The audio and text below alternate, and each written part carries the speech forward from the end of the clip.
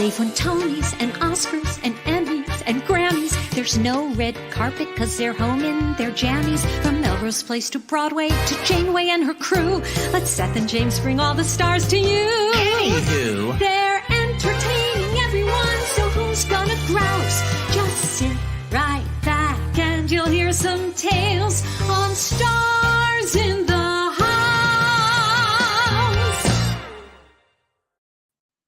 Hi, everyone, and welcome to Stars in the House. No, don't adjust your sets. It's not Seth or James. It's Erich McMillian-McCall. I'm hosting tonight, Stars in the House. Seth and James are taking a well-deserved rest, and Project One Voice is in hosting tonight. So I'm Erich McMillian-McCall, founder and CEO of Project One Voice. I'd like to take a moment before we begin, let you guys know why we're here. We're here actually to raise money for the Actors Fund. So if you can see this little crawl right down below you, it'll tell you exactly how to donate for tonight's evening. So you can make your donation and visit www.starsinthehouse.com. Be sure to forward your receipts to donations@starsinthehouse.com. So to date, we have raised $712,000 as of yesterday. That's an amazing amount of money. So James and Seth are doing a great job every single night raising these funds for the Actors Fund. So, well, make sure that you donate. Make sure you donate. And you can see all the information right down below. It says to donate to Stars in the House, and make your donation at www.starsinthehouse.com. Be sure to forward your receipts to donations@starsinthehouse.com. Okay, so we'll just hop right in. I'm going to bring in my co-host. My co-host is someone that I see every single day. I mean, we talk every single morning, and he's been my COVID buddy this entire time. So I'd like to introduce my co-host, who is Ken Hanson. But before we bring him on, I'd like to give you a little bio about Ken.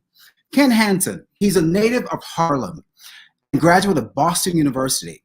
He's been a stage manager for 9 Broadway shows. Get that, 9 Broadway shows, including Smokey Joe's Cafe, Jelly's Last Jam, Sophisticated Ladies, Bubbling Brown Sugar, The Wiz, Big Deal, directed by Bob Fosse, and Leader of the Pack, directed by Michael Peters. Please welcome my co-host, Ken Hanson.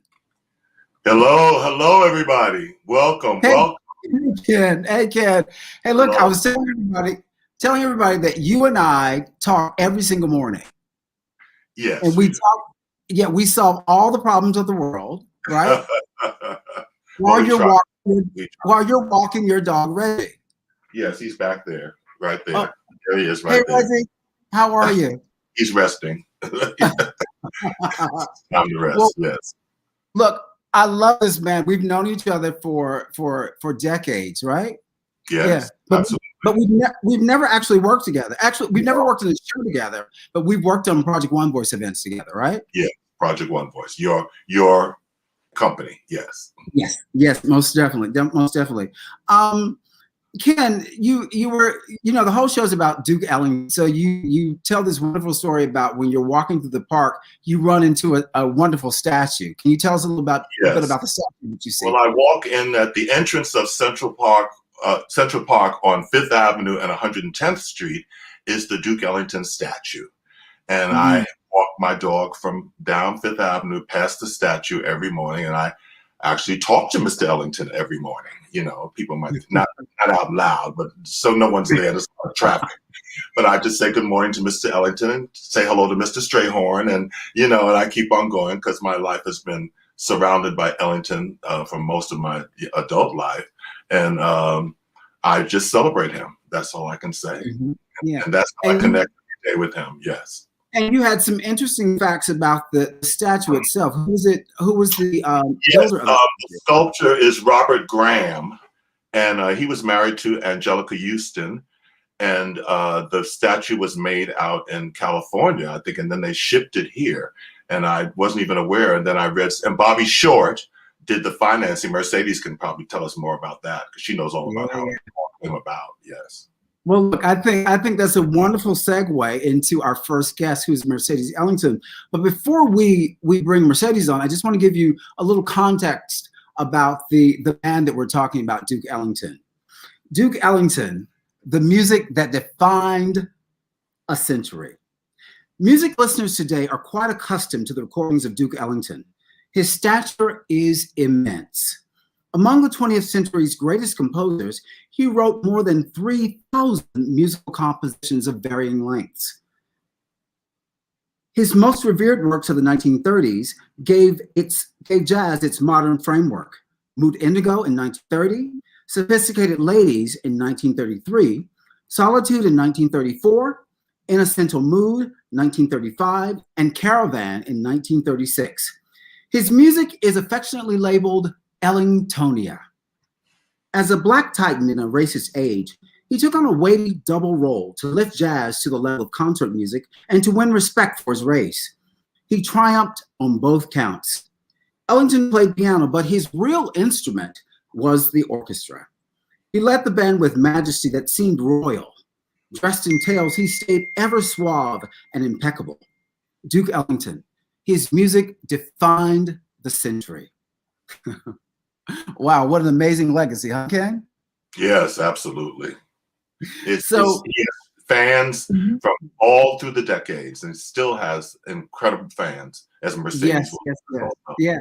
So to tell us more about her grandfather, we're going to bring in Mercedes Ellington. Mercedes, are you there? I'm here. How are you? Hey, Mercedes, how are you? I'm trying to get this frog out of my throat, but I'm fine. and I also have my yerba mate, so I can get my frog out of my brains. I know. I think we all have a little. Ready to sing Sophisticated Lady now, and the baritone. Go on down to a nice baritone, Sophisticated Lady. Go on. Yes. Look, I'm loving that poster behind you. What's that? Yes. Play On?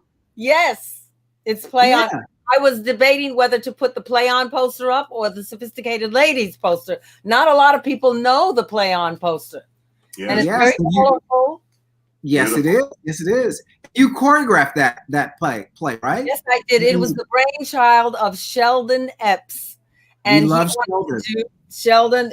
This was supposed to be an Ellington music to the Shakespeare's 12th Night. Wow. And who were some of the stars of that show? It was Tanya Pinkins. Yeah, it was Andre DeShields, Cheryl Freeman, Lawrence Hamilton, Larry Marshall, and Carl Anderson and Yvette Carson. Yvette Carson. Yeah. So why don't we just jump into this story about your grandfather, who has this extraordinary legacy?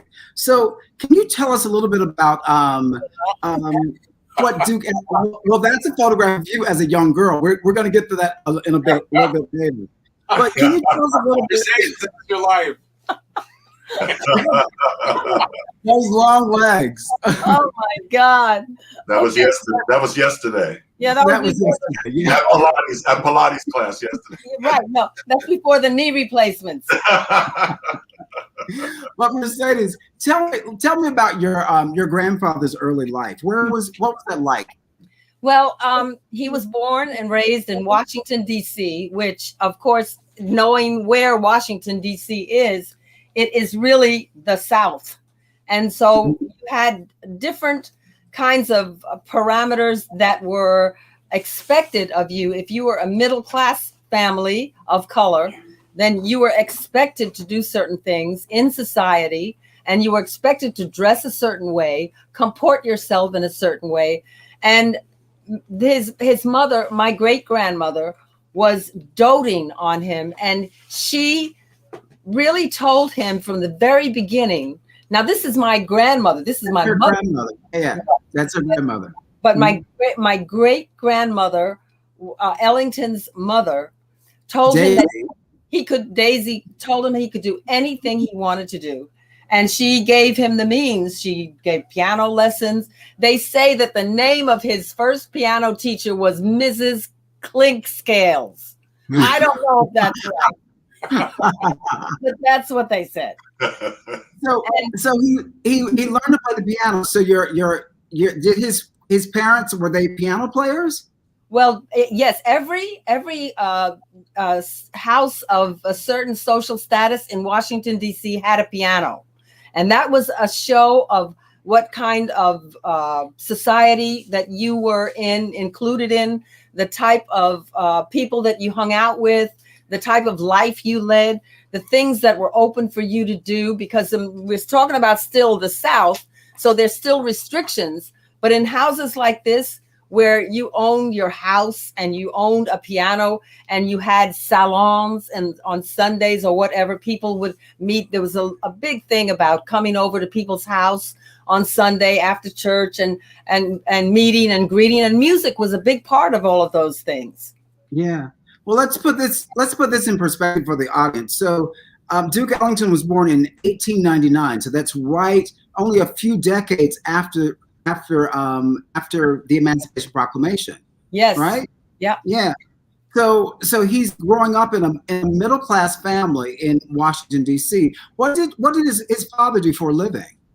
His father was a butler in the White House. Wow. So his father was a butler in the White House. And so when he went to the White House, he was dressed in a certain manner. And of course, his uniform in the White House was, again, an uplifted manner of dress. So that was the only thing that was in his vision. This was the epitome of classy existence. And if you wanted to gain respect from other people and you wanted to be looked upon as someone with class and style, you had to dress in a certain manner and you had to comport yourself in a certain manner. And that was really very important in Washington. As I said, it's on the verge of being in the deep South, so nobody in Washington was going to be going into the fields and picking cotton. Mm-hmm. So you had to dress in a certain way, and you go to the store or whatever you go, whenever you're out in the street, carry a parasol. It was very, very strict comportment of the way you walked, when you walked, the schedule of social activity that you were involved in was very important for the way that you were treated. I mean, you were treated in that manner. Had you been, for instance, a maid who cleaned somebody else's houses or something like that. See, even being a butler in the White House was better than being a maid in somebody's house, because you got to go to the White House, Yeah. So I remember reading that your grandfather was taught all of these wonderful etiquette rules. He knew how to do everything in a very elegant way. So can you tell us a bit about that? Well, he was also given a very high respect for women. And I think because of that his music catalog contains many songs that are about women or dedicated to women.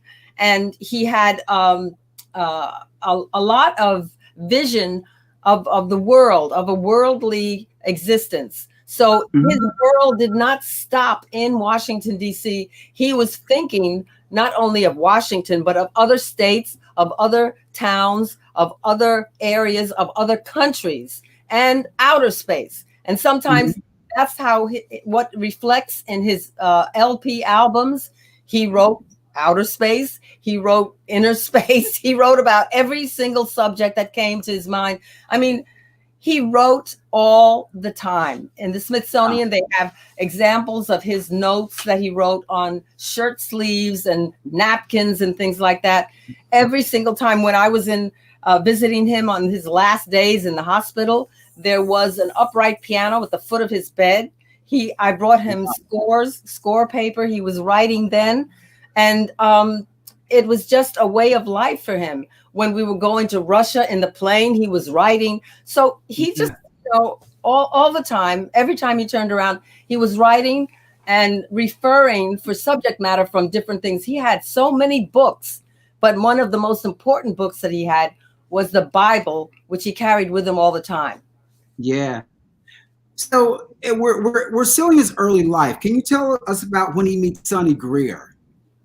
Well, that was one of his first and this is terrific, because if you look at some of the black and white movies of that era, Sonny Greer was just, the epitome of a band, a big band, a white starring member of a big band, and he was placed. You have to understand, and Ken will understand because of staging and stagecraft, that the way that the band was placed was you placed the most important person in the highlight, and of course Sonny was placed in a very predominant spot, not as predominant as the piano, because the piano was closest to the audience, but he was placed in a very predominant place, and he had this shiny patent leather hair, and that was also the big deal about this.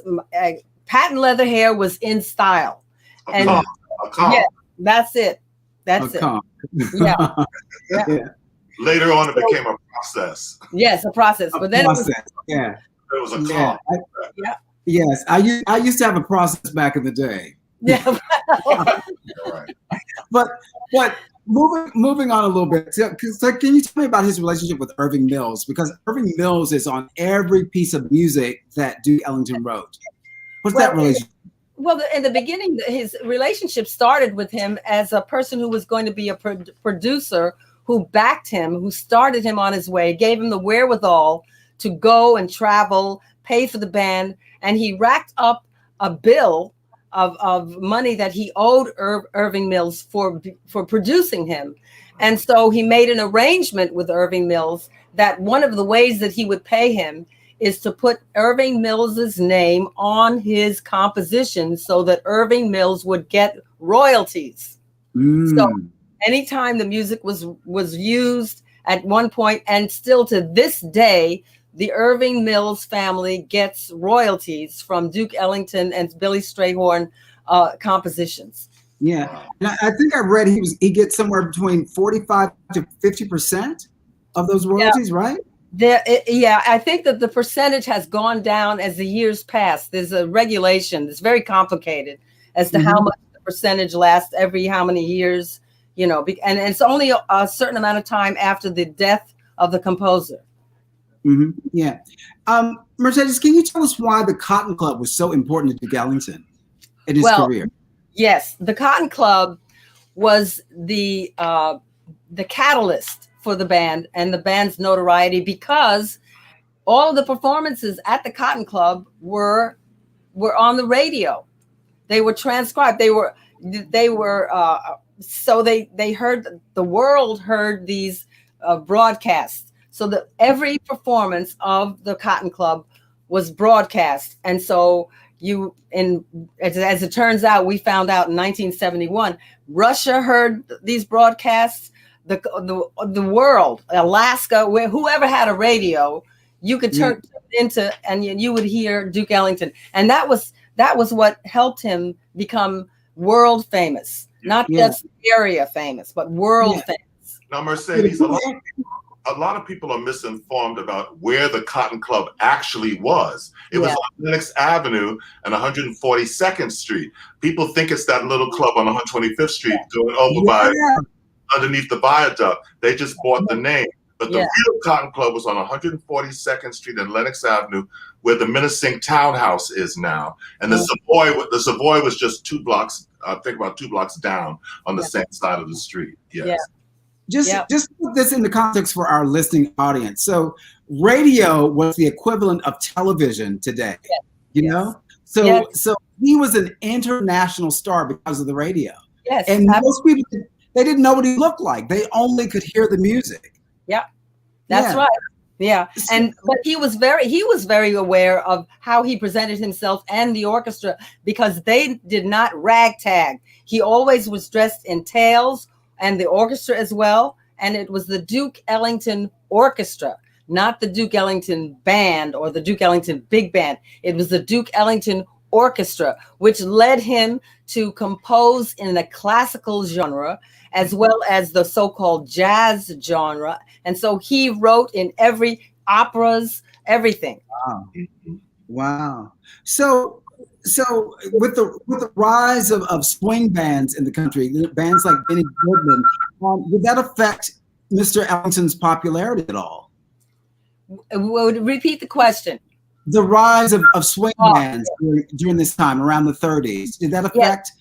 Yes, it did affect, and so did the movies. Because if you look at some of the early movies, the black and white movies that had music in them, they had big bands. There were like Cab Calloway and his big band, and they had, I mean, even the Dorsey brothers. There were several big bands that were featured in these black and white movies, because especially the musicals, like with Fred Astaire and Ginger Rogers, and they had big bands in back of them, and they played the tunes of the day. And mostly when Duke Ellington first started, he did not have that many compositions to his name. So what he would do when he played for dances, for instance, he would play the same tune in different elements. He would play Sophisticated Ladies as a waltz, then he would play it as a tango, then he would play it as a jive, then he would play it as a Latin thing.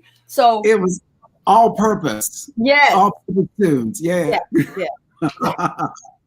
So I find it so intriguing that the bulk of the music that we remember was written during the Depression. I mean, Sophisticated Ladies, In a Sentimental Mood, all of that was written during that time.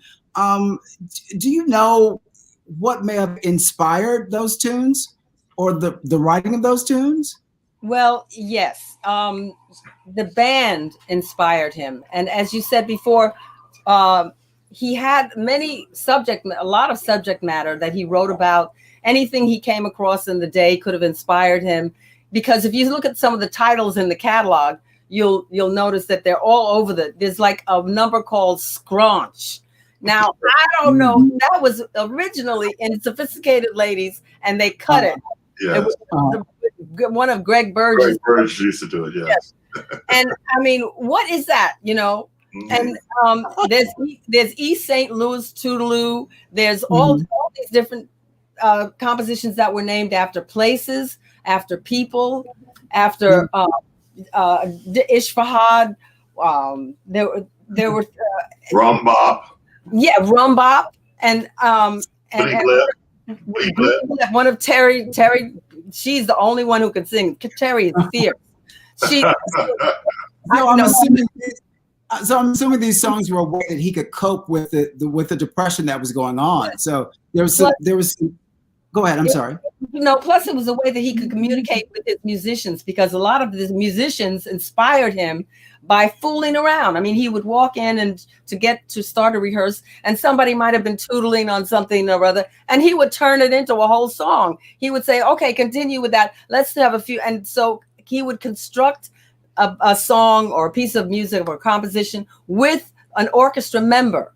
So whether it was a saxophone guy or whether it was a trombone, but I told you that story about what my father told me about those players. I never was supposed to date a musician, because the saxophone players, he said, they're not very bright unless they play other reeds. And then trombone players are very slippery. And then the trumpet players are very feisty, and they're like prima donnas, and they stand in a position, well, they have to produce the notes. And they are dressed very snappy dressers. And the bass players are the salt of the earth. And then the drummers, he said, are fine after their first nervous breakdown. Wow. He didn't say anything about the piano player. Just the first one, just not the second one. Yeah. Well, that's very descriptive, I must say. So tell me this. So there's this wonderful association between Duke Ellington and Billy Strayhorn. So how did Billy Strayhorn and Duke Ellington connect? Well, and how that collaboration? Yeah.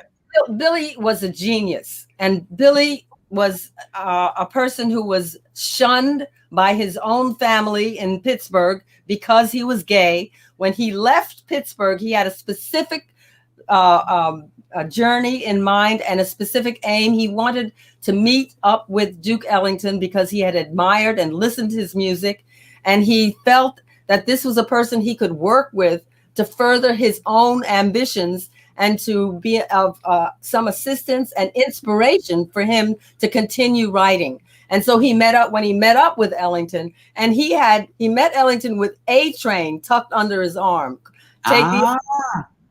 And so when Ellington heard A Train, he said, "Oh, that's it. You're with me." And so they were together from then on. Sweet Pea. Sweet Pea, yes. Sweet Pea. The quickest way to get together. That was his nickname, Sweet Pea. Yeah. Yes. I think we've all ridden that A Train at one time or another, right? Yes. Yeah.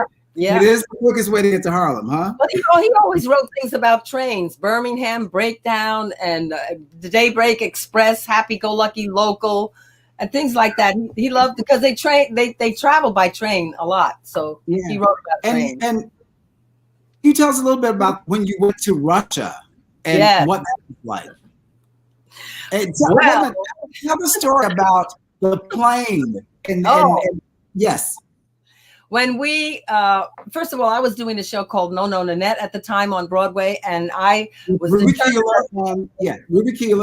Ruby Keeler and Bobby Van and Helen Gallagher, and Jack Guilford, and I was determined the band was not going to Russia without me because my early ambitions had been to be a ballerina, and I know that was the home of the ballet. So I got my ticket and my visa, and everything was copacetic, and I was on the plane with them.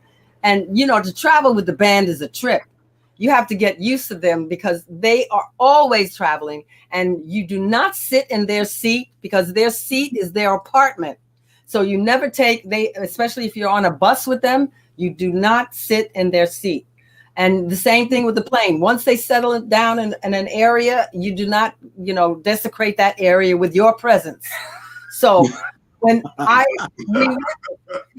this was a long trip. So we go straight to Moscow. We land in Moscow. As we are taxiing into the hangar, I look out the window and there are people on both sides of the plane running alongside. They had broken away from the police barrier and they are running alongside the plane as the plane is coming into the hangar. And I said, well, this is really going to be something. And so after that long ass trip, we get into the hotel. We thought, we're going to have a little rest. No, they threw the bags into the lobby. They said, no, you are booked to see 4 acts of Swan Lake. So they took through the Bolshoi. Bolshoi Company was on a break, but we saw the young Bolshoi Company, 4 acts of Swan Lake. And they were holding the curtain for us because as we arrived, we went into this box that had a samovar, and everybody was in. The orchestra was seated already, and there must have been at least 200, 300 members of the orchestra. As we sat down, everybody turns and looks up at my grandfather, and he just waved, to them, and they kind of bowed, and they turned around. The conductor came in and started, and it was like, who does this? Yeah. Who does this? So he was a celebrity like Elvis for the Beatles, right? Yes. Yeah. So now, Mercedes, we're going to take a brief pause, but I just want to remind everyone to make a donation and visit www.starsinthehouse.com or text Fund 2020 to 56512, and be sure to forward your receipts to donations@starsinthehouse.com. Make sure you make those donations. We've raised up to $712,000 at this point. So please make sure you're donating while you're enjoying this wonderful conversation with Mercedes. So Mercedes, we're still in Russia, okay? Yeah, we're in Russia. Yeah. So the Duke is there, not just to perform, but he's interested in the music of Tchaikovsky, right? Yes, one of the reasons that he was interested to go to Russia anyway, but for many reasons. But one was he wanted to get a hold of Tchaikovsky's original score of the Nutcracker because he and Billy Strayhorn had already recorded the second act in their jazz version. And he wanted to do the same thing with the first act, but he wanted to get the original score. So I don't think that ever happened. because we were so busy. They were driving us around to see this. We went to the Hermitage. We went to Catherine the Great's palace. We went everywhere. They had us planned up the wazoo. There was not a moment, even, surrounding the performances that we were doing, that was not booked. We were booked from dawn till dusk. And it was a great experience, but things happened. We were assigned two in-tourist guides, two ladies that went everywhere with us on the bus. And we also had two men from the American embassy with us. And they used to call each other spies. So they were, it was like, are we in the middle of a Bond movie, James Bond, or what the hell is going on? And we would go to these places, and the band members are so mischievous. Cootie Williams, especially those trumpet players, you just can't. I don't know what. He started talking about Catherine the Great in the barn with the animals, and the Russian ladies who were the in-tourist guides. They were very embarrassed about hearing all of this. And at one point, one of them shot up out of her seat and she said, "There's more to Russia than Catherine the Great," And that's what Cootie wanted to get a rise out of her. And he did. And they were fast friends after that. So he got what he wanted. Okay. Tell the audience how, there's a game called 6 Degrees of Kevin Bacon. But I want to go 6 degrees from Duke Ellington to Joan Crawford. Ah, yes. Go. Well, every time Duke Ellington was sitting on stage and having a set, he would have a small glass of Coca-Cola on the piano, and he'd pour sugar in it. And I guess that's what his version of B12 was, some that would give him energy. But since they were going to Russia, one of his presenters and one of his promoters was not sure that they would have Coca-Cola in Russia. So she called up Coca-Cola to see if they could send crates with us to Russia. Coca-Cola never answered. So then she called up Pepsi-Cola. She said, maybe he won't know the difference. So she knew that Joan Crawford, who was married to Pepsi-Cola, was a big fan of Duke Ellington's, and she accommodated, and they sent Pepsi-Cola with us to Russia with the instructions just not to show him the can.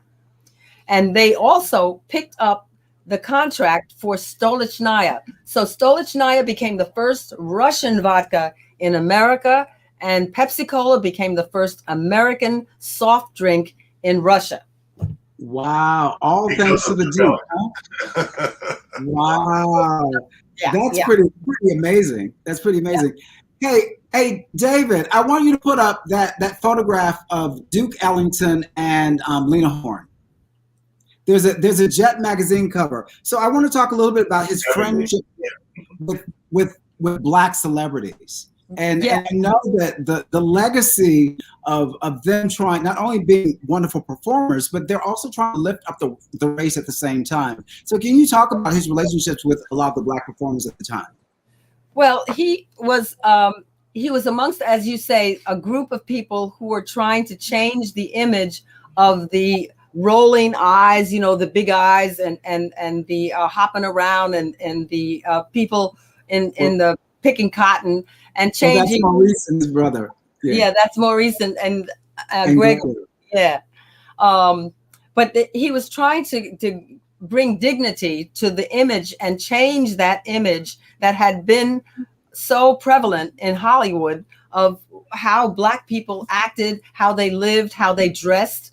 And so he was determined to change it, which is why he dressed the way he did, and which is why he presented himself and the orchestra, and which he was a frustrated actor because he would he would have all this long stories to introduce one piece of music. Once he was introducing this piece of music, he said he went and he addressed a lady in the audience. He was still on the stage, but he said he was addressing, and he wasn't looking at anybody specifically, but he said, we would like to dedicate this next number to the most beautiful woman in the room. And we will not point her out because we don't want to embarrass her, but we do want her to know that we know that she knows that we know that she knows that we know who she is. And that, I mean, who does that? I love it. I love it. I love it. Hey, David, there are a couple more pictures I want to put. I just want to get Mercedes' thoughts. There's a photograph of a cake, and there's Joe Louis, and there's your grandpa, and I think there's Ethel Waters in the photo. This one, yeah. And I think there's another one with from Cabin in the Sky. There's a man with the long shot with that's Mercedes and her dad. Yeah. But that's her and her grandfather. Keep going. That's us in Russia. Oh, was that Russia? Yeah. Okay. There's the three of them together. Keep going. Yeah. Keep going. That's him and W.C. Handy. No, and I don't know, but yes, it is. Yes. It is W.C. Handy. I'm from Alabama. I know my Alabamian. Yes. That's him and Billy Strayhorn. Yes. And Tom Whaley. Yeah. Tom Whaley. Yeah. One more for us, David. See how short Billy was? He was my size. Yeah, he was really tiny. Well, we're going to get to this one later. Thank you, David. So we know all about Duke Ellington and his jazz compositions, but a lot of people don't talk about his sacred music. And I know that was something that was really, really dear to him. Can you talk about that? Well, not a lot of people know, but he one of the things that he traveled with all the time was his Bible. And this is a leftover from his teachings from his mother.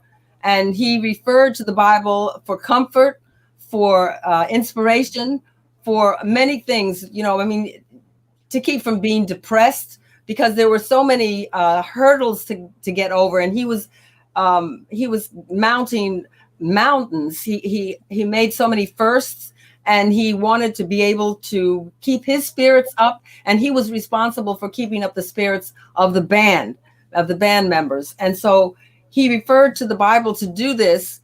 And whenever he was feeling low, he would go through certain pages and it would inspire him. And directly, some of the pieces that there's a suite, not a suite, but a trilogy of songs, of compositions called Les Trois Rois Noirs, the Three Black Kings. And the first king was Solomon, the second king was Balthazar, and the third king was Martin Luther King. And he had a very big historical concern. He was very concerned with history, and very concerned because a lot of people asked him, well, why don't you march? Why don't you come out and be with us and with the movement, But he did certain things of music. He said whatever he had to say, he said with his music. So, he wasn't big on marching or on protests and things like that. You didn't find him there. But he met Martin Luther King quietly in the lobby of a hotel when they were there he was playing the gig for the 75th anniversary of the signing of the Emancipation Proclamation in Chicago. Wow. Yeah. Wow. That's pretty amazing. Yeah. So Mercedes, we're gonna move into your life for a quick moment, but I just wanted you to sort of sum up. I know you don't have a lot of time, but sum up the legacy of your grandfather. What would you like people to remember, or how would you like him to be remembered? I just would like, he was a music man. The thing that helped him through was the spirit of the music, which is in the universe, and his spirit and his belief in the things that his mother gave him to think about. I mean, she gave him the Bible to think about. She gave him inspiration in music. And music can solve a lot of things. Music can solve a lot of problems. And I think that his immersion in the music, his catalog almost 3,000 pieces of music in the catalog. Papa Haydn was that prolific. And he really respected all of the people that he worked with, and he lived to write. to write music. That was his only concern. I mean, for the lack of a family or whatever, he and my father used to have arguments, whatever, but they were never in any argument about the music. It was always, they came to terms about that. And so then the rest of the orchestra, no matter if one person was mad at another, once they played that music, everything was fine. Yeah. The thing that always I always go back with your dad is something that your grandmother said to him. She said, "Edward, you are blessed. You don't have to worry about anything." Yes. I mean, what? I mean, that's just knowledge to live your entire life by. I mean, it's an empowering statement. Yeah, because it's supportive. You know that you have that support and that it's coming from a genuine place because you are a part of your mother. If you look at your umbilical cord, you still are carrying your mother with you. And if she told you that, then that is there for you to believe in, and it supports you through whatever you have to go through in your life. Wow, I'm going to have that posted on top of my bed, and I'm going to wake up in the morning and I'm going to see that. So now Mercedes, you've talked so much about your dad. I'm going to get into your life. Okay. Mercedes, you grew up in New York City. There you are with those long. You were definitely a dancer. But tell me, what was it like growing up in New York City on Sugar Hill? Well, my grandmother was the person who raised me. My mother's mother raised me. And the year that I was born, I think, was probably one of the first years that the word illegitimate was eliminated from birth certificates. Wow. And so there was a time that I was not permitted to be in certain parts of society. For instance, I was not allowed to enter the Jack and Jill club or any place where there had to be a mother and a father, supported. But my grandmother tried to be all things with me. She was from Jamaica, West Indies, and Kingston, Jamaica. And she, my sister, one of my sisters, did an Ancestry.com discovery, and she found out that my grandmother was Ashkenazi, of all things. They say everybody in show business is Jewish. Well, this is proof. Yeah. So, we just saw this wonderful picture of you with those long legs. So it's very obvious that you are a dancer. All my life I wanted to be a dancer. So where'd you take your first dance class? Well, it was me and people like me. My grandmother sent me because the doctor said my circulation was bad. So she said, keep that kid moving. So she sent me to a dance class. The same thing happened with Dudley Williams. He had asthma. So he was sent to dance class because he's to take care of his asthma. And we both went to one of the dance teachers in the neighborhood, Sheldon B. Hoskins. And I also went to the Thacey twins, who were twins of color, and they were wanting to be ballerinas. But of course, at that time, that was not allowed. But their teacher was Aubrey Hitchens, who was a partner of Anna Pavlova. Wow. And so, we had this connection and we thought we were somebody, look, we know somebody who knew somebody who knew somebody who knew somebody. Wow. And the connection and anything that you could have, just even a little bit of history that you could hang on to substantiate your desires was all that you needed to make you, go after your dreams. Yeah. You mentioned two people. I just want to give some context to our audience. So Dudley Williams was a dancer a principal dancer with the Ailey Company, correct? Yes. And Pavlova was a part of the Ballet Russe. So, yes. She was the prima ballerina of all time, the first one that was recognized as the person as a star ballerina. Yeah. The first Russian. Yes. Wonderful. Yeah. So you're taking classes and you audition for Juilliard. You go to Juilliard, you graduate, and then after graduation, you have a very interesting story because you said that you auditioned for West Side Story. Oh yes, well, After high school, I hung on to ballet classes, went through grammar school, through high school. And when I graduated from high school, I auditioned for Juilliard. I got into Juilliard. I made it. And after I graduated from Juilliard, my first big job was West Side Story in Australia for 7 months, 4 months in Melbourne and 3 months in Sydney. And this is, I amuse my friends by telling them stories of how I made friends with an emu, but I'll tell you that story another time. And I still to this day, Australia, I don't know what happened to Australia and why are those animals so weird looking, but we were greeted kind of comme ci, comme ça, because they actually thought that we were the personalities that were in West Side Story. So we didn't really were invited anywhere. There's no place to socialize, except I remember one of the members of the cast was JoJo Smith, and he was a great jazz teacher here in the States and also played drums, and he would teach with his drums and everything. And he had a great bevy of lady friends who admired him greatly.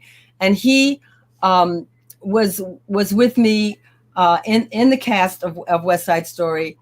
And they were just, there was no social life except for after the show, we would go where JoJo found a place that everybody danced, a ballroom place, and he would play drums there. And we would all go and, after the show and get our, our energy out that way and just dance until crack of dawn and then go home and start all over again. But this was 7 months, 4 months in Melbourne, 3 months in Sydney. And that was my first big break. And then after that, I did West Side Story, regional companies of West Side Story. That was the only job I could get because I wasn't dark enough to be in things like Kwamina, or I didn't get House of Flowers. There were not that many people of color, things on Broadway for people of color. And they certainly weren't taking anybody at Radio City Music Hall. I remember the gentleman who just passed away was on the Urban League, and the Urban League sent me as a tech. Vernon Jordan. Yes. Sent me to Radio City Music Hall to audition for the Radio City Music Hall Corps de Ballet. They had a Corps de Ballet at that time. Mm-hmm. And he sent me there just as a test to see if they would take me, which they didn't. And it was like, different things, and the things that you had to do to keep your spirits up. When we had a group of people, a group of ladies, we travel all the time to audition for all the shows, the Broadway shows. And we would actually make it a club because we knew we weren't going to get hired because they were not hiring people of color. But yet we went to the auditions. And the thing we did do is we knew that we could use it as a class because we would have a free class learning the combination from the choreographer. And then we would go for coffee afterwards and catch up on all the news and all the gossip and everything. And I remember that was how we kept our friendship up and our spirits up, Yeah. So Mercedes, you've always been a history maker, just like your grandfather and your father. Can you tell us about working with Jackie Gleason and that time and the June Taylor dancers? Yes. Well, I worked for June Taylor. In the summertime, I did about 3 shows with her out at Jones Beach Marine Theater. And that was a time when they had a singing chorus and a dancing chorus. Those were the days. Now you have a chorus that they got to sing and dance. But this was a huge theater, first of all. And they had special groups that singing and special groups that were dancing. And there was one show called Hawaiian Island where they imported an entire Hawaiian troupe. Guy Lombardo was the band there, but they hired an entire Hawaiian troupe of dancers, singers, and musicians to be in this show called Hawaiian Island. One of the other shows I did out there was Around the World in 80 Days. And I think Joel Grey was in it. He did the part of Cantinflas, who was in the movie. Yes. And I can't remember the other one, but this was a great job because it was filled the amount of time that you needed to go to get your unemployment. And that's what you just really tried to work enough so that you had enough money and enough time to get you through the year with unemployment. And I mean, you know, to think of having a career was like, that was a dream, but still, you know, that was all that was available to us at the time. Yeah. So, you know, and so that's how I came to know June Taylor, because she was choreographing those shows. And then one year, I knew that they were having, you know, dancers on the Jackie Gleason show, but I never went because my tap dancing was not that strong. So one year, one of my friends called me up and she said, I went to the audition yesterday for the Jackie Gleason show and I learned the tap combination. If you come over to my house, we can go up on the roof, and this is August. Up on the roof, I'll show you the combination. Tar Beach. Yes. Go up on the roof, learn the combination. And then I went to the audition the next day, and I felt a little better about it, because every time just the very sound of taps used to get me crazy, because I said, how can I remember the sequence of all of this stuff? And so I learned the combination. I got through, and it was a whole day. It was the audition started at like 9, 10 o'clock in the morning until maybe 5, 6 o'clock at night. And towards the end of the audition, I noticed that there were only 17 of us standing in the line. And I said, well, I guess I'm next. And I was keeping my eye on my bag and where my clothes were so that I could make a hasty retreat. But all of a sudden, June announced, after there was a bevy of photographers who came in the room, and Jackie came in the room, and the producers came in the room, and they were all whispering. And then she made the announcement that we were the June Taylor dancers. And I almost fainted. I thought that she made a mistake, you know. Wow. But she came and talked to me, and she said, now there's going to be a lot of stories and a lot of news about this because of you being in this line. But she said, if you don't improve on your tap dancing, I will fire you. And she used to do that. She used to fire people every week if they did not behave, or if they got the step wrong or something. So that scared me. And I took a tap class every day after rehearsals. Wow. Keep that job. Well, Mercedes, before we go on, I have a little announcement to make. So we got $50 just was pledged, donated in honor of the cast and creative team of Sophisticated Ladies, on Sophisticated Ellington Symphony and Swing.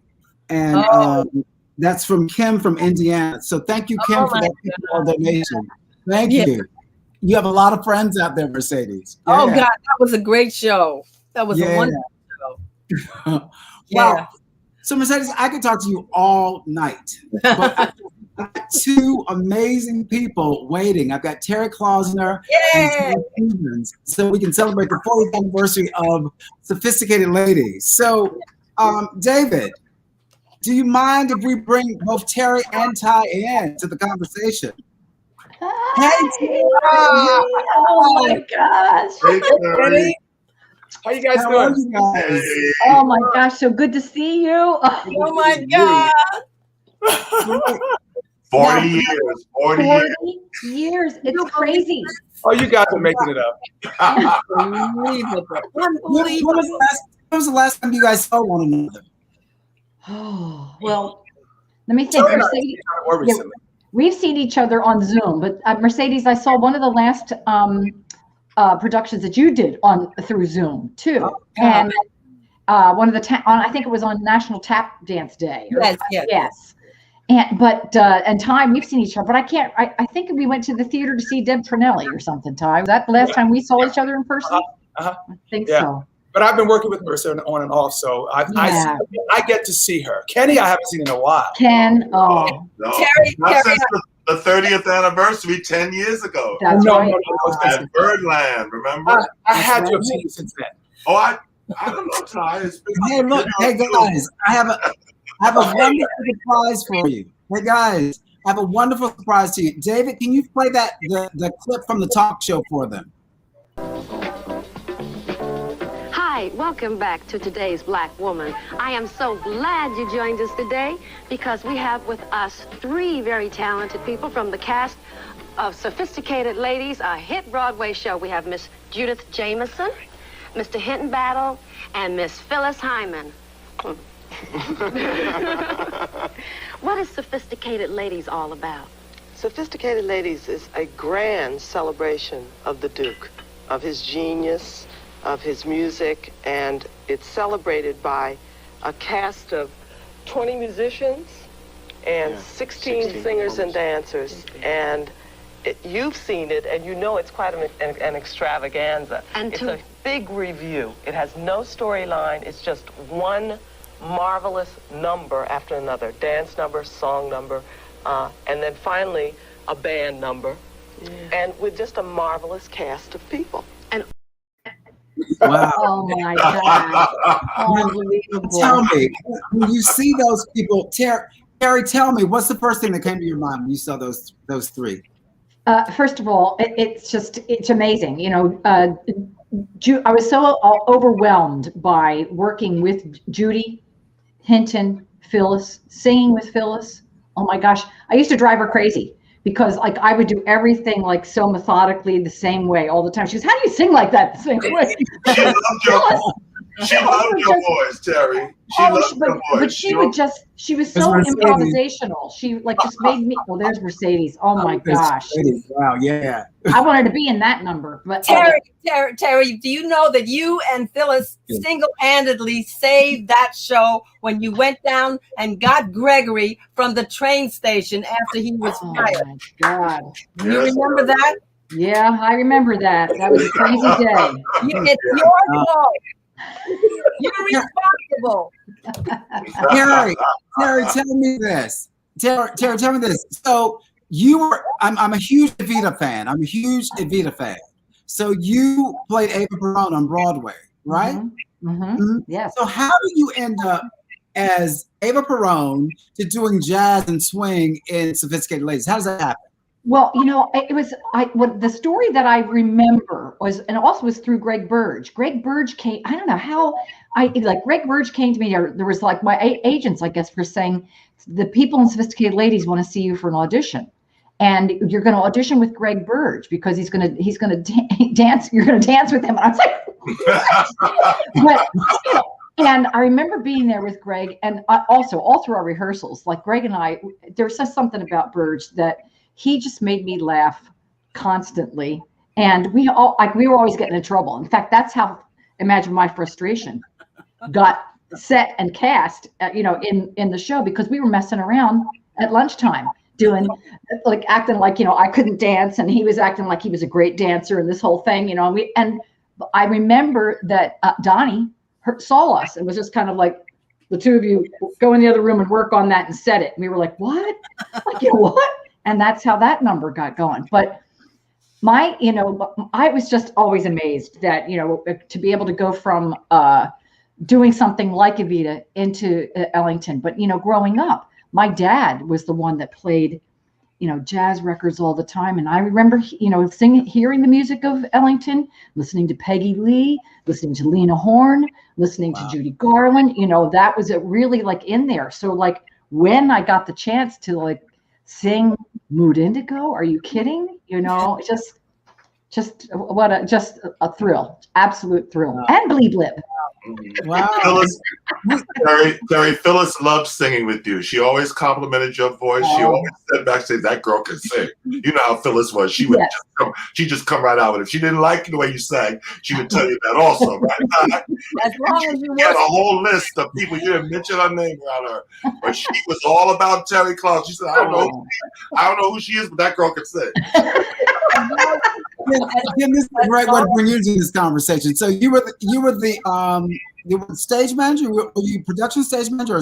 No, I was the stage manager. Yes. Stage manager, yeah. From the very beginning, yes. Yeah, so you knew Phyllis very, very well, right? Well, I kind of guided her to her Tony nomination because she didn't know anything about anything. I had to tell her to get your nails done. Always never not have your nails done. And Phyllis Phyllis used to smoke, but she wouldn't smoke outside the stage door. She would smoke up in the dressing room. But so I would kind of guide her and say, "Don't do this, don't do that." And she got her Tony nomination. So Wow. She liked me because I was taller than she was. She was so. That's why she asked me to take her to the Tony Awards, because I was taller than her. Who was taller than Phyllis? Me. So she need to come with me to the Tony Awards. I said, okay. But she was also funny. She used to make everybody wear shoulder pads so that they would look like they do. Yeah. Hey, Ty, I'm going to bring you into this conversation, but before I do, I want to remind everyone that they need to make a donation to Stars in the House. Make a donation by visiting www.starsinthehouse.com. Make sure you forward your receipts to donations at starsinthehouse.com. Make sure you make those donations, okay? If you're enjoying this fantastic reunion, this fantastic conversation, make a donation. So Ty, I want to bring you into this conversation, okay? I'm in. You were in the ensemble. And then eventually you took over the role from Hinton Battle. Tell me about some of those amazing people. There you go in the ensemble. Victor, it's Adrian Bailey. I had Adrian Bailey, Michael Lichtenfeld, Michael Scott Gregory, and myself. Yep. Wow. Wow. And what number is it? This is Don't mean a thing. It don't mean a thing in the first. Okay. I couldn't even remember. It's been a long time. Yeah, because it was different tempos. Wow. And do you remember this number? Ending of the first act. Finale, Rockin' and Rhythm. Rockin' and Rhythm. I love that. And you did this number on the Tonys, right? Yeah. Yes. Yeah. We blew the Tonys out. Yes, we did. I still see that clip, and I just I used to dance like that. Wow. Yeah. How was it taking over for Hinton? Now, if anybody who knows Hinton Battle knows that it was like one of the most frightening things to even attempt to take over anything that he did. Hinton, I will say is because there's no was. Hinton is one of the most brilliant dancers I have ever seen in my entire life. And I'm not kidding. I'm not exaggerating. I agree. So it was an honor to be even considered a fraction of what he does, to be able to understudy him. So I worked hard. I was like, I was a novice. I was so green on Broadway. I was green as grass. and you were fine because you were the Diva Dolls were very good. You were the head of the Diva Dolls. And also your stage presence and how you sang and sing to this day, Ty. Thank you. And energy. Thank you. It's where I learned a lot because it was my first. I only did 2 Broadway shows, but that was my first, and I had a lot to learn. So I watched Hinton like a hawk. And then when it was time to go on, Hinton was moving into Gregory's role because Gregory was off in California or whatever. I was on a lot.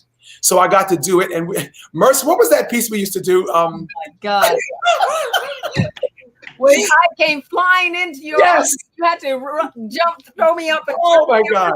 I had to throw her around like a rag doll. Which number? Wow. What was the name of that number? With the red jumpsuit. Old Man Blues. Old Man Blues. Oh, that's right. Yeah. It was really a tour de force number. It was a tour de force number for Hinton because he had that gorgeous ballet training and that line and the speed. Yeah. And I have to say something about the 2 of them together, Greg and Hinton together were. I'm getting chills thinking about it because I used to watch them and wonder how the hell they did what they were doing. Yep. Greg would throw a kick up and you wouldn't even know it had gone up and he was already back down. That's right. Like, how do you do that? Incredible. But it was such a gift. Oh, Perdido. Perdido. I got all the pleasure of doing that number because it was the opportunity for me to finally start singing. And there's our Greg. Oh, great. So I have to say that Phyllis was very instrumental. I look at Phyllis and say, Phyllis was my mentor as a singer. We spoke about that.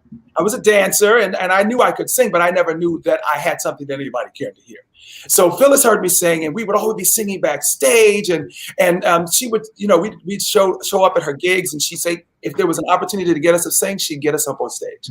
So she really mentored all of us who were aspiring to grow out of the chorus. And that's how I started doing clubs and cabarets and making my own music and, creating my own band. It was really because of her, a great deal. Can I tell a crazy story about Ty backstage really quick? And I'm going to talk really fast. Ty used to like record himself, writing a song. He would record himself on the cassette. He would take the cassette and put it in another cassette. He would play that cassette, and then he would sing a harmony to himself, recording that. So like he would come and show me, go, Teri, listen to this, and it would be like 3 parts of him singing, on one cassette, and I'd be like, what, you're like, and he's in out of a boom box, like there was like a recording studio. I was like, how are you doing that? Ancient overdubbing. Wow. What I could do. That was when I started writing music. Yeah. Wow. Look, so we know this cast was off the chain. We talked about the sophisticated gentlemen. Let's talk about the ladies. So Claudia Asbury. Who are the ladies in the show? Claudia Asbury, Paula Lynn, Winona Smith, Val Pettiford. Valerie Pettiford, yep. Look at this. I don't know whether you can even see it. Look at these babies. Oh, there's me and Phyllis. Oh my gosh. Can you see that? Look, this is our Oh yes. Wow. Who do we miss? Who do we miss? Who do we not say? Priscilla. She's on the page. Judith Jamison. And we what's Judith? What's interesting about Judith, you mentioned Donnie, you were Don McKell, correct? Yes. Right. Who conceived the whole piece, correct, Mercedes? Yeah, well, because it started out that it was a book show that John Greer wrote, but then it is so long and so much music, they decided to chuck the book and just make it a review with music piece after music. But we went through a lot of stuff before we arrived at that. Unbelievable. Yeah.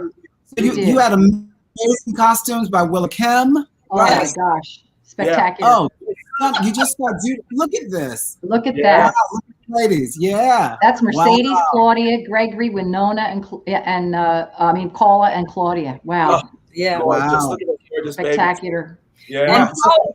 And Paula and Val Pettiford, we shared the dressing room with Phyllis because Phyllis didn't want to be alone in that she had the big star dressing room. So we were all in the same dressing room, and we learned a lot from Phyllis.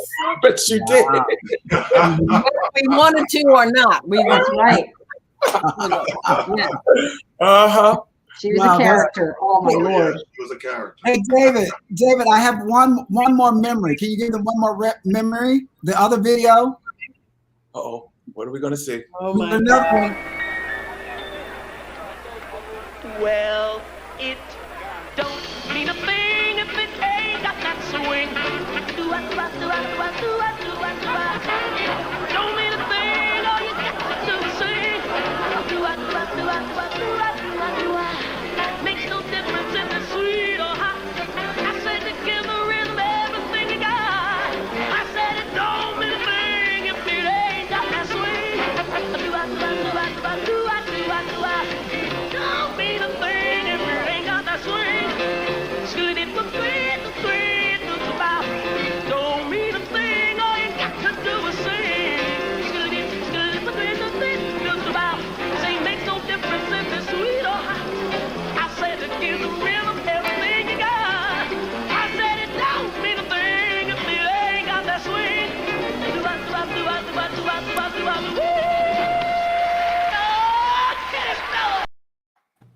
Oh my gosh. Wow. Macy's Day Parade. Yeah. That was a cold. She's pretty shy. She's pretty shy. Oh. She's pretty shy, huh?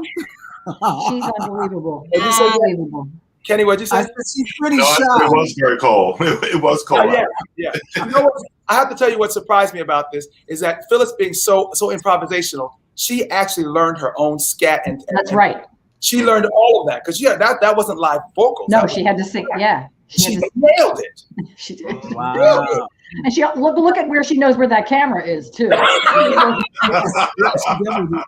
Yeah. And you notice the shoulder pads. Okay. Now let's talk about more of the creative teams. So we had Michael Schmuen. Later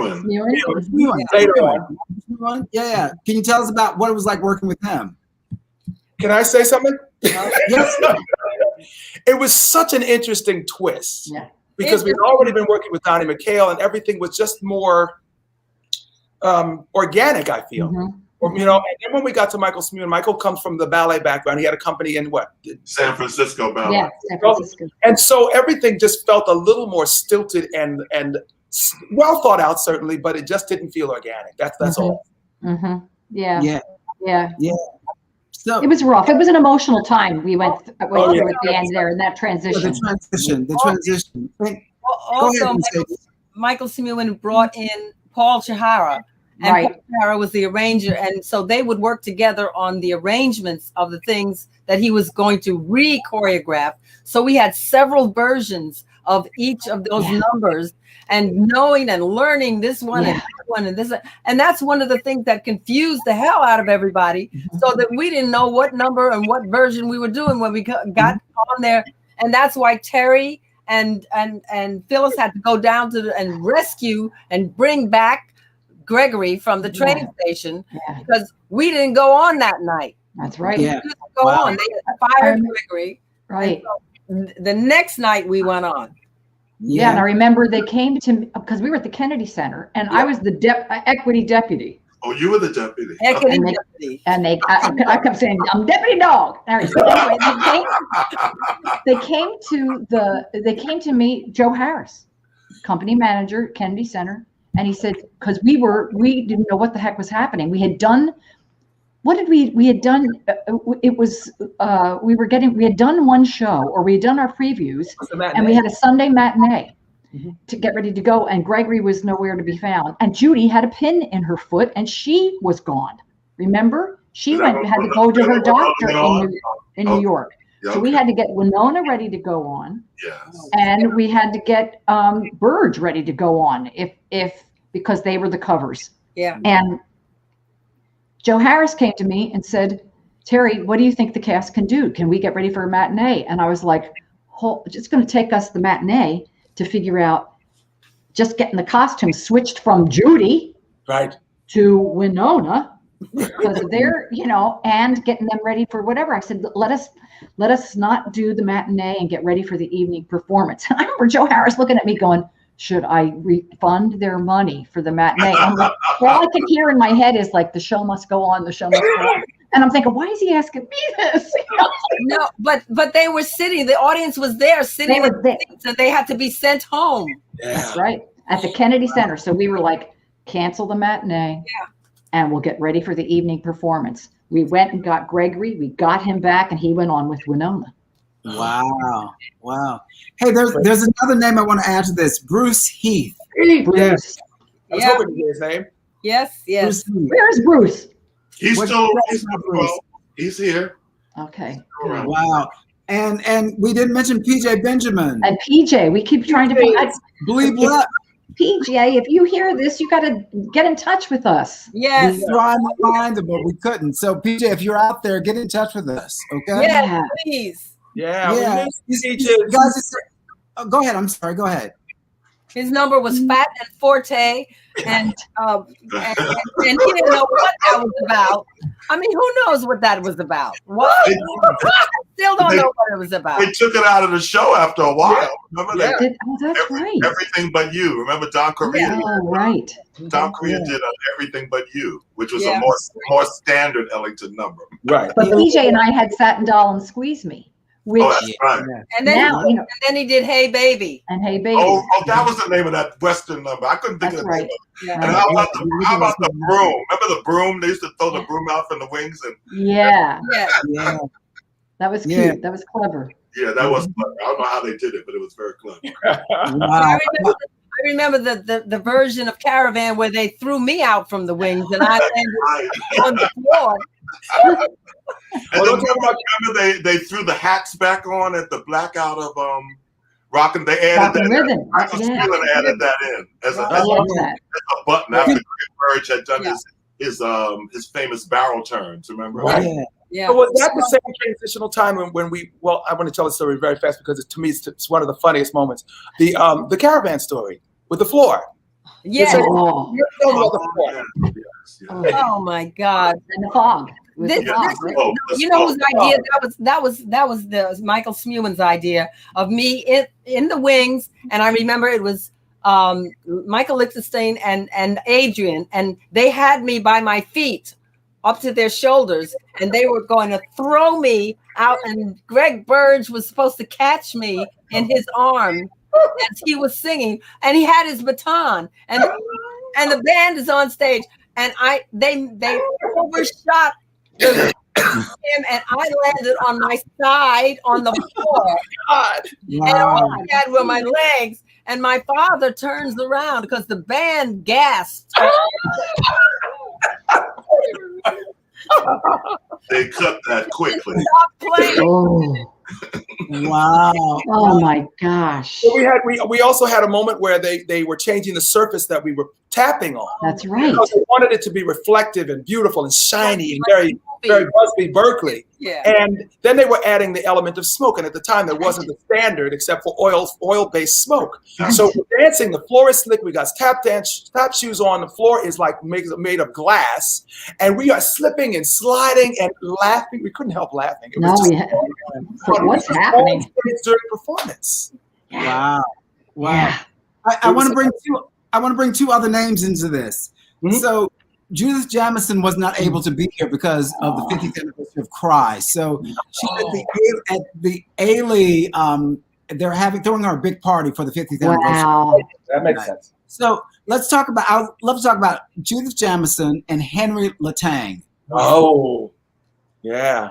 Well, Gregory brought Henry Latang in because Henry was the Tell tap. our audience who Henry Latang is. Oh, He Henry's is- great. He was the superstar of tap mania. He was a tap dancer himself, and at one time, I think he was part of the Copacetics. But he also had a school, and Gregory and Maurice Hines were taking from him as children. They took tap dancing from him, and so Gregory suggested, because he knew Michael Smuin was not a tap choreographer, he suggested that Henry be brought in. And between Henry and me, I figured I stole stuff from the June Taylor dancers, the line thing, and some of the steps that we did, and tap dance steps I stole from June as well. And Henry's stuff came in. Yeah. And I mean, I just looked at him. I said, just take over, please, because I was also an associate choreographer. And I had to plead and beg to be in the show because Donnie did not want me to be in the show. And I said, but I suggested that you be the choreographer. And you don't want me in the show. You didn't say, but my name is Ellington? Yeah. I said the reason they asked me, because the Sophisticated Ladies was the brainchild of Manny Fox, and Manny Fox brought the idea to my father. They asked me who should choreograph it. I was a fan of Ailey, and I knew Donnie McHale from Ailey Company and how great he was, and I suggested him to be the choreographer. But it was like, he said, you want to be in the show? I said, yes. Look, you guys know these people so well. You're just calling them Donnie and Henry. Yeah. Who is Donald McHale? I know he is. Let the audience know who Donald McHale is and his history, his legacy. Donald McHale came from the really early Ailey company, and also Martha Graham. I believe he was at one point a member of the Martha Graham company. Yeah. So that was his basis. And he was also very predominantly doing shows. He got into doing, I think, some small shows, but I'm not sure of his biography of other shows that he did. But I knew that he was capable, like he did Rainbow Round My Shoulder, and he did all these great Ailey. He had done Raisin on Broadway. Raisin, right? Yeah. Yeah. The Tony Award-winning Donald. And did he also do Golden Boy? Did he go back to Golden? Mercedes, you might. I have to look that up. But he did a couple of shows, and he was known for Rainbow with the Ailey Company. I think that's how Judith trusted that, she knew him from Ailey because he was going to usher her into Broadway. Yes. Yes. Golden Boy and Raisin, Ken. Golden Boy. This brain is still working, y'all. That's right, man. Listen, between you and Mercedes, you guys should write a book. Write a book. Well, Ken, you brought up an interesting point. You're talking about what we talk about all the time is that Ellington connection. So, so again, it was just a natural fit for Donna McCall to bring Judith in because she was now transitioning from the company into her starring role on Broadway. What was that? How did all that come to be? Well, everybody had there were a lot of firsts in Sophisticated Ladies. It was the first Broadway show for Phyllis. It was the first Broadway show, I think, for Priscilla Baskerville. I think so. Judith's transition from serious modern dancer to Broadway.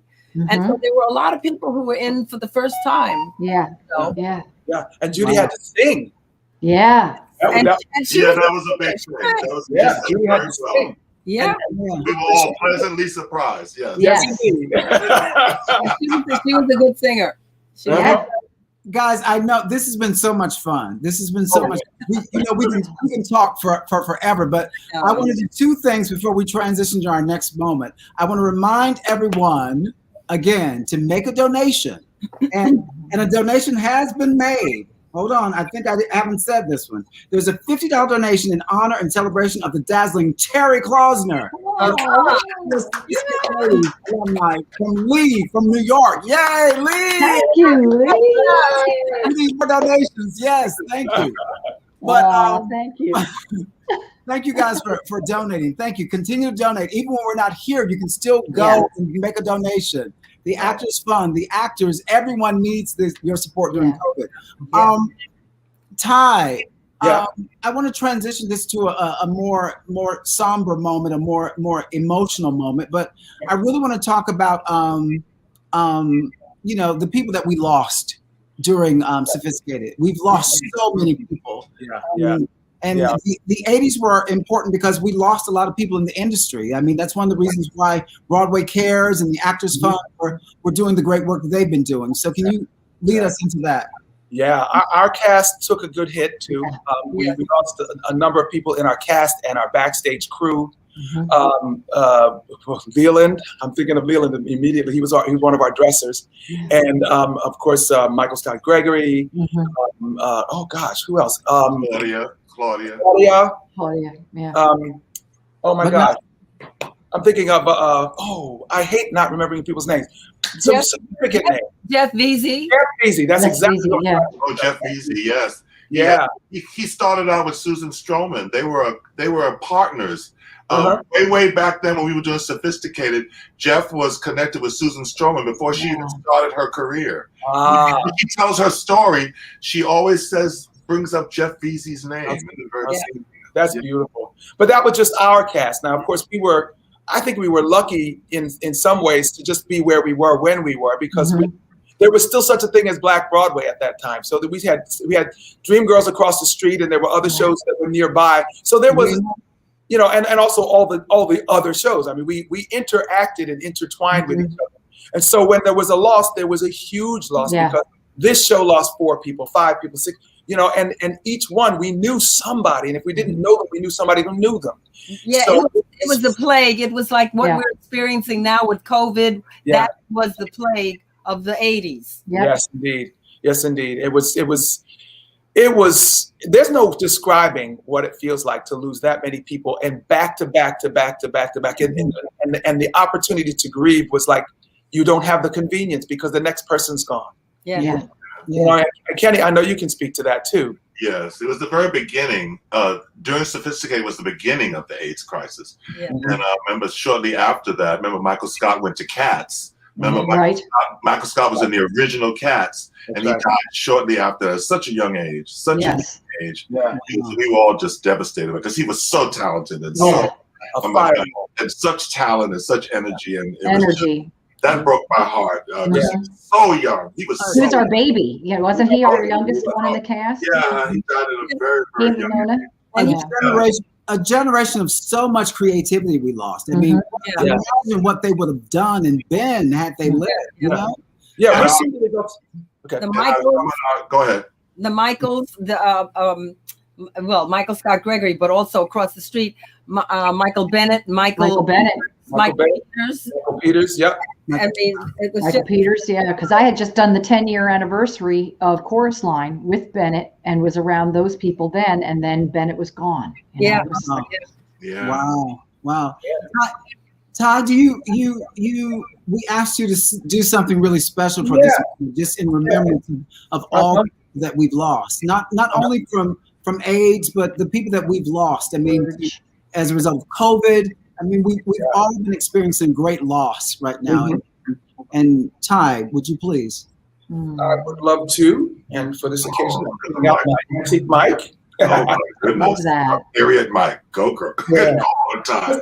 Just a little taste of one of the songs from the show, actually, and I kind of wish I had the opportunity to sing this one, but this is, I'm going to give this in honor of the person who did sing it. She's alive and well, that's Priscilla Baskerville. And we miss you, Phil, Priscilla, so you better call her. Yeah. Lord, dear Lord above, God Almighty, God of love, please look down and see my people through. I believe that God put sun and moon up in the sky. I don't mind the gray skies, they're just clouds are passing by. Lord, dear Lord above, God Almighty, God of love, please look down and see my people through. Wow. Wow. yay. That was beautiful. That was beautiful. Thank you. Tell them what that was. Tell them what that was, Tom. Oh, yes. That song is Come Sunday. And we had a portion of the show that was actually dedicated to the sacred works. Praise God and dance. Man. Dance. Dance. Praise God. Do you remember Gregory Hines at the top of the stairs with those pants, those chiffon pants? Willa Kim designed these pajamas, basically. They were these wispy blue things that everybody had long. Like, I guess we're supposed to be angels or whatever. I don't know, but Gregory Hines and that did not look like it. It was one of the worst looking things on Gregory, and we howled. They tried so hard. They tried to keep it in. They really did, but it never worked. It never worked. Gail Turner just donated $25. We know Gail Turner. Thank you, Gail. Gail Turner. Thank you, Gail. And in honor of my sweet friend Mercedes, Lawrence from New York donated $15. Yay, thank you. Guys, please donate. Donate. Yes, donate. The crawl right under here. That's all the information. Please donate to Stars in the House. We need your support. Hey guys, this has been an amazing 90 minutes. It's been amazing. It's flown by. I want to thank all of you for being here. Mercedes, Ken for co-hosting, Ty for singing so beautifully well, Teri for always being so gracious. Thank you. Thank you. This has been a dream come true for me to have you all here. We don't get a chance to celebrate like we need to, especially during these times. But it's so wonderful to have you all in the house. You stars in this house. Thank you so much, Erich. I'm gonna wrap things up right now. And first, I want to say thank you to Seth and James for letting me step into their shoes. Me and Ken step into their shoes for this hour and a half. I've been nervous as heck this entire time, but it's so good. Really great. Erich, you did a great job. Great job. Excellent. Good job, Erich. Yay, Erich. Look, I'm with family, so it's have that support, just like Duke's mom. Just like Duke's mom, I felt that support and that love. So, I want you to, again, thank you to James and Seth for letting us be here for Stars in the House. Tomorrow, James and Seth are back, thank God. And we're going to have a celebration of Birdland. Okay, Birdland. Wow. Tomorrow. So tune in tomorrow to Stars in the House. Nice. I'm going to put this out to Seth and James. We want to come back again, but we want to come back and do a tribute to Ellington and Ailey. Yeah. We want to have Judith here, and we want to talk about that relationship of those two amazing minds. Yeah. And so again, I thank you all. Thank you for being so wonderful. Thank you for being so kind and so gracious. And I know I drove you all crazy. So let's No, not at all. everyone. A toast. Mercedes, a toast to everyone that is passed on to life. Mercedes. A toast. A toast. And we all want everybody to know that we do love you madly. Madly. Madly. Thank you guys. Have a great one. See you, Seth and James tomorrow night. We can't wait. And donate. Thank you. So great, everybody. Donate. They're willing. Oh my God. That was great.